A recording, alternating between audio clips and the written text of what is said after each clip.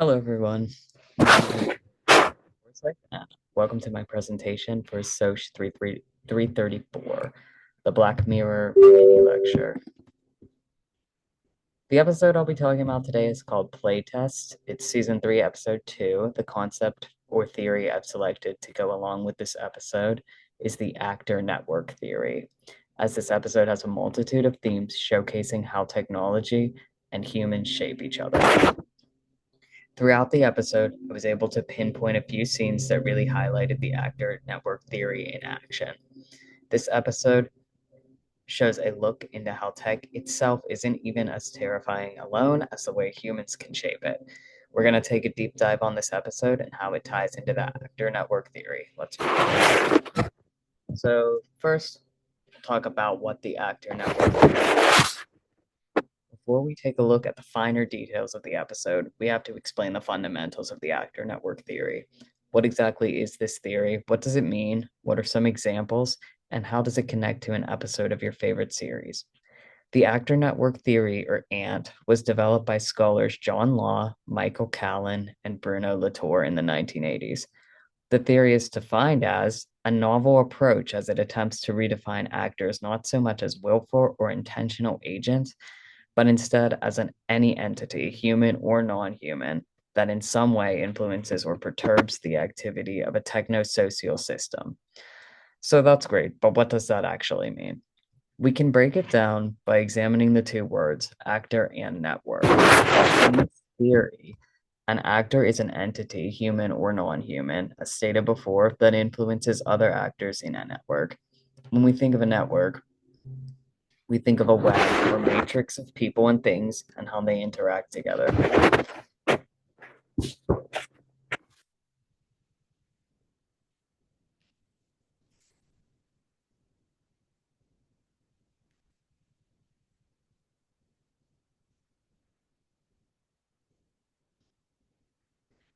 This is precisely what the actor network theory is, that humans, things, and technology all shape each other. At its core, the theory proves that we are interconnected and humans don't just shape technology, but shape technology. And humans don't just shape technology, but technology shapes humans. Let's take a look at some examples of the actor network theory that you might recognize from your daily life. An app like Life 360, it works by monitoring us while we're driving, but it also influences the way that we drive. The app itself may be influenced by human interaction. This side would come from the needs of the developers and the users. But on the other hand, humans are greatly influenced by the app itself. The app not only tells us when we're driving unsafely, but it also influences our behaviors by tying us to our loved ones. Although your family isn't sitting next to you in your car telling you you're driving recklessly, the Life 360 app makes you behave that way just by being present with you. Another example of the actor network theory at play in the real world would be a Fitbit or any other electronic health tracker. The user gives the tracker their personal information, height, weight, designated sex at birth, etc., which shapes the technology. The technology then in turn shapes the wearer by giving them recommendations, alerts to be more active, and words of encouragement.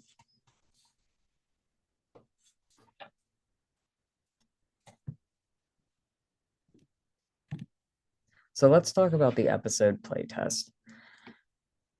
So the overview for the episode is the episode follows a man named Cooper. Cooper is traveling abroad and on his last day of the trip finds his bank account has been hacked and he has no way to pay for a trip ticket home. To scrape together some last minute cash, Cooper finds an app for odd jobs. He ends up taking a job as a playtester for a company called SOC334. The playtest in question involves implanting a device into the back of Cooper's neck that reaches his brain and creates an augmented reality experience. The crux of this revolutionary technology is that the implant adapts to Cooper's fears, making the gameplay experience personal to him. So, the first scene that I would like to talk about, and to demonstrate the actor network theory, is the scene where Cooper first arrives at SOC334's headquarters.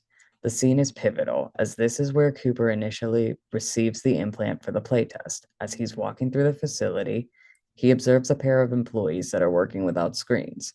They are using keyboards and interacting with something, but what they are seeing is through a pair of augmented reality glasses, and he is unable to see it. Viewing this technology is already shaping Cooper's opinion of the experience. He reacts positively to it, as if he's impressed, and that impression builds trust in the company and what is to come. He begins to get excited for what's to come. When he enters the room to receive the implant, he is immediately asked to shut off his phone. He is told that his phone directly interferes with the software, and he is shown the implant that will be used for the experience. This scene is vital to the actor network theory again, as it shows two non human actors. The phone, which is interacting with other technology, is a non human actor, and the implant that is interacting with Cooper's brain and influencing his behaviors is another non human actor. The next scene that we can tie into the actor network theory is the scene where Cooper is actually in the game. He is taken to an old mansion where he is free to explore and experience the software. The first thing Cooper sees as a result of the software is a large spider. His heart rate begins to quicken because he has a fear of spiders. Here, Cooper is the actor shaping the technology. His heart rate and breathing quicken, telling the technology he is afraid, and the software then adapts to that fear.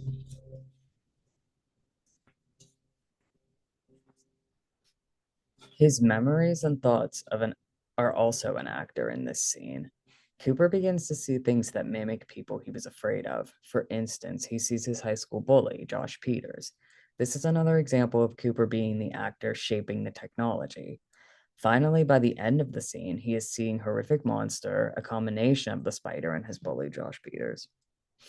This scene is extremely interesting because it is at this moment that Cooper becomes aware that he becomes aware of the actor network theory, that he becomes aware that he is the actor in this theory.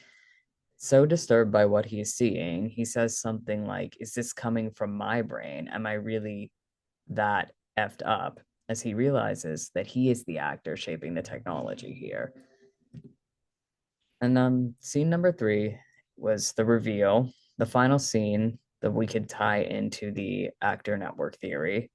During the beginning scene, where Cooper is urged to turn off his phone, the attendant asks to leave the room for a moment. While she is out of the room, Cooper turns his phone back on to take a picture of what is in the room to leak online.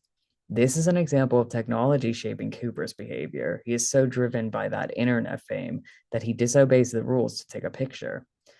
However, during the implanting sequence, Cooper's phone rings. This crashes the entire network, and Cooper is killed as a result. In the end, the experiment only lasted 0.04 seconds. The phone was not only an actor in this as it influenced Cooper's behaviors to break the rules, but it was also an actor in that it crashed the network and caused bodily harm in the process. This ties back into how the actor network theory can influence us so much that it can bring bodily harm or even cost us our lives. How is the audience being shaped?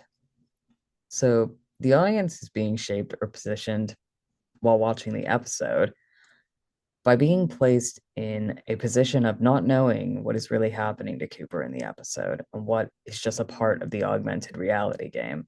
This shapes our feelings of certainty, vulnerability, and even complicity. As we're watching the episode and trying to decipher if the scenes are real or not, we feel uncertain and vulnerable, making us uncomfortable. Another way that the audience is positioned in the episode is complicity.